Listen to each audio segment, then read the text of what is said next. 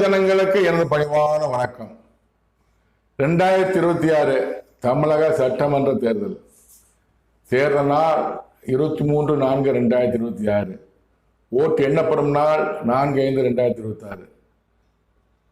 தேர்தல் கமிஷன் அறிவித்து விட்டது.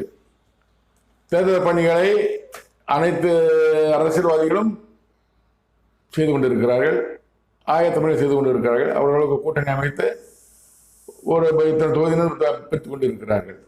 4 முறை போட்டி நடக்க இருக்கிறது. எடப்பாடி பழனிசாமி அவர்கள் தலைமையில் அதிமுக கூட்டணி, தேசிய முற்போக்கு கூட்டணி ஒரு கூட்டணி, பல கட்சிகள் அது கூட்டணியில் இருக்கிறாங்க.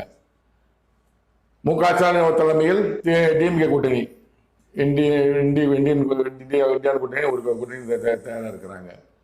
நிச்சயமா நான் தனியாக தான் நிற்பேன், எனக்கு யாரும் தேவையில்லை, எனக்கு அதிகாரம் வேண்டாம், நான் தேர்தலில் மட்டும் நிற்பேன், ஜெயிக்கணுங்கிற நோக்கம் இல்லை அப்படின்னு சொல்லி